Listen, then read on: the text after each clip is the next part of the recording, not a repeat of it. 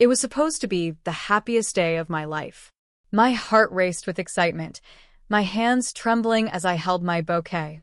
I couldn't believe I was marrying the man of my dreams, the one who made me feel seen and loved in a way that no one ever had.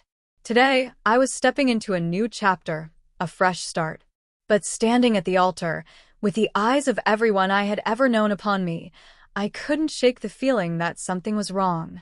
The whispers behind me, the subtle glances from my parents, and the judgment in their eyes, they were all too clear. "Look at her," my sister muttered under her breath, loud enough for me to hear. "She's marrying that pathetic, poor man." I froze. My heart sank into my stomach. I had hoped that today would be different, that they would put aside their opinions and support me. But their words cut deeper than I expected. I tried to look away, to focus on my fiancé, but the weight of their disapproval hung heavy in the air. "Isn't it just sad?" my mother added, her voice dripping with disdain. I thought she'd have better taste than this. And then they laughed. A cold, mocking laugh that echoed in the quiet church, making me feel like the smallest person in the room. My cheeks burned with humiliation, but I didn't let it show. I held my head high, gripping my bouquet tighter. I had made the decision to marry him months ago. Despite my family's judgment, I knew deep down that he was the one for me. But now, hearing the cruel words they were throwing at me, it was as if the weight of their disapproval threatened to crush me. Just as I was about to turn to my fiancé, to find solace in the man I had chosen, something unexpected happened. The door to the church swung open, and in walked a figure that I didn't immediately recognize, but he carried himself with such confidence, such power, that everyone in the room turned to look. It wasn't until he approached the altar that I realized who he was. My heart skipped a beat as the man I had married stood beside me, not the poor man my family thought him to be, but a billionaire. The very same billionaire who had quietly worked behind the scenes to create the company that had made him one of the most influential people in the world. His presence commanded the room in an instant. The whispers and laughter that had filled the air came to an abrupt halt. I could feel the weight of their shock, their surprise. No one had expected this. No one had known that the man I had chosen to spend my life with was not just a humble man with a love for life, but someone whose name was synonymous with success, wealth, and power. As the priest continued with the ceremony, I could feel my family's eyes on us. The disbelief on their faces was palpable. But it wasn't just disbelief, it was regret, and it was written all over their faces. They hadn't just mocked me, they had mocked him, too. And they hadn't known who he was. When the vows were exchanged, my husband, no, my billionaire husband, took my hand, and there was an unspoken promise in his eyes. He was kind and humble in a way that didn't match his public persona. He didn't care about showing off his wealth. He didn't need to. But today, he was going to show my family exactly what it meant to judge someone based on what they thought they knew. The reception hall was buzzing, but it wasn't the usual cheerful chatter one might expect at a wedding. There was an undeniable shift in the air, a tension that seemed to hang over the entire room. My heart raced in my chest, not out of excitement or happiness, but because I could feel every eye in the room on us. Every whisper, every glance sent my way felt like a knife to my heart. The harsh words my family had said earlier were still echoing in my mind. "You're marrying a pathetic, poor man." My sister's mocking tone, my mother's sneering face. I couldn't shake it off. The humiliation was so sharp that it almost overshadowed the joy of this new chapter in my life. But then I remembered, no matter what they thought, I was here with the man I loved. The man who was going to stand by me, no matter how many people tried to tear us apart. As we walked into the reception hall, I could feel their stares. It was as if they were waiting for a cue, waiting for something to happen. I could see the confusion on my parents' faces, though they tried to mask it with forced smiles. They hadn't expected this. They hadn't expected him. They hadn't known the man standing beside me was not just an ordinary man, not someone they could easily dismiss. And for the first time, I felt a sense of power rising within me. It was a quiet strength, the kind that came from standing beside someone who truly saw you, who loved you for everything you were, flaws and all. We took our seats at the head table. I noticed how my family had subtly shifted in their seats, as if they weren't quite sure where to place their eyes anymore. My father, who had been the most vocal critic, now seemed to be grasping for words that didn't come easily. He didn't know how to handle this. How to handle him. But my husband, the man I married, didn't flinch. He wasn't intimidated by the discomfort in the room. He was calm, collected, and confident, not in an arrogant way, but in a way that made it clear he didn't need anyone's approval. Not mine, and certainly not my family's. The room was still for the most part. It felt as if time was suspended, just long enough for my parents to realize what had happened. And then, as if a veil had been lifted, my father stood up. The quiet murmur of the crowd died down instantly. It wasn't an announcement or a toast, at least not at first. No, it was a gesture, one that spoke volumes without saying a word. "I'd like to offer my congratulations to the bride and groom," my father said, his voice a little shaky, but not entirely devoid of sincerity. He cleared his throat, glancing around the room before his eyes settled on me. "I've always been a man of pride. I believed in certain values. But I'll be the first to admit that I may have been wrong about this." His voice faltered slightly, but he steadied himself. "About her choices. And about him." My breath caught. For a brief moment, I could hardly believe what I was hearing. My father, the man who had looked down on my decisions, who had made it clear that he thought I was making a mistake, he was admitting that he had misjudged us. There was a subtle shift in the room, too. People were staring at him in surprise, perhaps even expecting him to take back his words. But he didn't. He didn't apologize outright, but the look on his face, the way he shifted uncomfortably, his eyes meeting my husband's, said everything. "I may not have understood everything at first," my father continued, his tone growing steadier, "but it's clear that you two share something real. And for that, I can respect it." He turned to my husband and gave him a nod, a gesture of respect. It wasn't much, but it was enough. The change in his demeanor was subtle, but undeniable. For the first time in years, I saw my father acknowledge me as an adult, as someone who could make her own decisions. I felt a wave of relief wash over me, though I knew this wasn't the resolution I had been hoping for. It wasn't a full apology. It wasn't the grand gesture I had dreamed of. But it was something. It was a step. And for now, that was enough. But as my father took his seat, I caught a glimpse of my mother.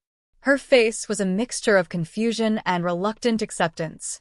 She had been quieter than usual throughout the evening, but now I saw the wheels turning in her mind. She was calculating. She was wondering if she, too, had misjudged everything. If her feelings of superiority over my choices had been misplaced. She had always prided herself on being the one who knew what was best for everyone. But now, her daughter was married to a man she had dismissed as beneath her, and that man had just quietly changed the game. For a moment, I felt a flicker of pity for her. My mother had lived in her bubble of control for so long, never once questioning the standards she had set for herself and her family. But now, in this moment of truth, she had been confronted with the reality of her own biases. She was faced with the person I had chosen, and no amount of wealth or status could change the fact that she had been wrong. They had all been wrong. The evening continued with the usual wedding festivities, but everything felt different. The usual banter, the music, the laughter, it all seemed distant now. My family had been exposed, their judgment laid bare in front of everyone. I could feel the weight of the situation pressing on me, but I also felt a strange sense of power. My husband's quiet composure was something to behold. He wasn't swayed by their judgment or their sneering remarks. He had done nothing to prove himself, nothing to beg for their approval, and yet there he was, calm, poised, and respected by everyone in the room. As we danced our first dance, I felt him hold me close, the beat of the music almost matching the rhythm of my heart. I leaned in, pressing my cheek against his chest, listening to the steady thrum of his heartbeat. "You're doing great," he whispered, his voice low enough for only me to hear. "I've got you." And in that moment, I believed him. I believed that we could face anything together. This wasn't just a wedding. This wasn't just a party. This was the beginning of our lives together, and no one, Not even my family could take that away from us. But the night was far from over. As the evening stretched on, the mood in the reception hall began to shift. The laughter from earlier had died down, replaced by an uncomfortable silence that seemed to wrap itself around every conversation. My family sat at their table, now more subdued, their earlier gloating now replaced by a cloud of regret that hung heavy in the air. I could see it in their eyes, the same disbelief they had when they realized who my husband really was. They had underestimated him. They had underestimated me.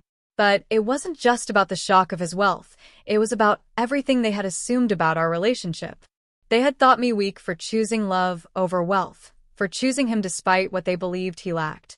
The more I thought about it, the more I realized just how deeply they had misunderstood me. It wasn't about money, it never had been. It wasn't about status or appearance. It was about the connection we shared, the bond we had built through trust, respect, and, yes, love. The things my family valued most, wealth, power, influence, meant nothing in comparison to the foundation I had with him.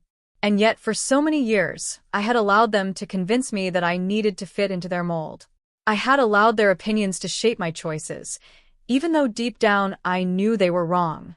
But now, standing at my husband's side, I felt more empowered than I ever had before. It wasn't about revenge. It wasn't about proving anyone wrong. It was about finding my own truth. And I had finally found it in him. In us. I caught my husband's gaze across the room. He was surrounded by guests, engaging in light conversation, but his eyes never left me. I could feel the love and support emanating from him, a silent promise that no matter what came next, we would face it together. His calmness was contagious. In the past, I would have panicked in this situation, felt like I needed to make everything right for everyone. But now, with him by my side, I realized there was no need for that. This was my moment, my day, and it wasn't going to be overshadowed by anyone else's opinions. As the night wore on, my father stood up again, this time to give a toast to us, the newlyweds. The room grew quiet as he cleared his throat, his earlier discomfort replaced by something that resembled grudging respect. "I've never been one for grand speeches," he began, his voice carrying across the room. "But I've always believed in doing what's best for my family. And when I saw my daughter today, standing beside the man she chose to marry, I realized something important." He paused, his eyes briefly flicking over to my husband. "Sometimes, the best decisions aren't the ones we make based on what others think. Sometimes, they're the ones we make based on what's in our hearts." I watched as my father slowly turned his gaze to me. The sincerity in his eyes was unmistakable. "I've always been proud of my daughter. And today, I'm proud of the man she's chosen. I see now that you two have something real, something lasting. And for that, I offer my congratulations." The room was silent for a beat before a ripple of applause spread through the guests. It wasn't loud or overdone, but it was genuine. My father's acknowledgement, even if not an outright apology, was enough. It was the first time he had publicly admitted that he had been wrong, and for me, that was a small victory. Not for him, but for me. For the woman I had become, the woman who had learned to trust her instincts and her heart over the expectations of others. I looked over at my mother, waiting for her reaction. She had been quiet all night, standing off to the side, watching my father's small but significant shift.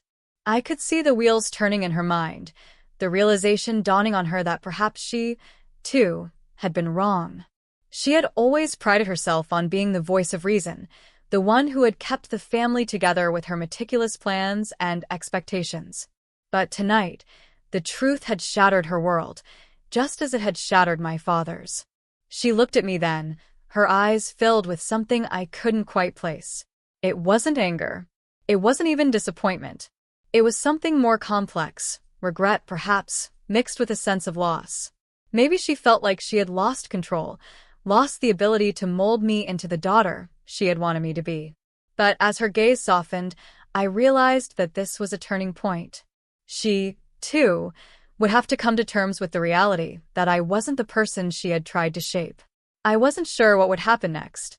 I didn't know how my relationship with my family would evolve from this point on, but I felt a sense of peace settle over me. For the first time, I wasn't worried about their approval. I wasn't trying to earn their love. I had my own life now. I had my own family, one built on love and respect, not appearances and superficial judgments. The evening drew to a close, and the music played on, but it no longer felt like a celebration. It felt like something deeper, more profound. The tension that had plagued the beginning of the night had slowly faded, replaced by a quiet understanding. My family, once so certain in their judgment of me, had seen the truth. They had seen the man I had chosen to marry, not just his wealth, but the integrity, the kindness, and the quiet strength that had been there all along. As we left the reception, my husband and I walked hand in hand, the cool night air brushing against our skin. I could hear the whispers of the guests behind us, their curiosity about who we were, what we had, lingering in the air. But it didn't bother me anymore. None of it mattered. I had everything I needed right here, with him. We arrived at our new home, a place that had once seemed like a distant dream. Now it was a reality. It was ours, a place where we could build the future we wanted. A place where no one could define us but ourselves. The following days were a whirlwind. News outlets picked up on the story of the mysterious billionaire who had married a woman they considered ordinary. But to us, it wasn't about the attention. It wasn't about the story they wanted to tell. It was about the life we were creating, one filled with love, laughter, and the freedom to live authentically. And my family? They came around. Slowly. It wasn't easy for them to swallow the truth, to admit their mistakes, but they did. My father reached out to me privately, his voice filled with sincerity as he apologized for his earlier words. It wasn't a grand apology, but it was enough. It was a start. For my mother, it would take longer. She had built a life around the idea that she could control everything, that she could shape her family's destiny according to her rules. But I had learned something important from all of this. I didn't need her approval. I didn't need anyone's approval. I had chosen my path, and I was proud of it.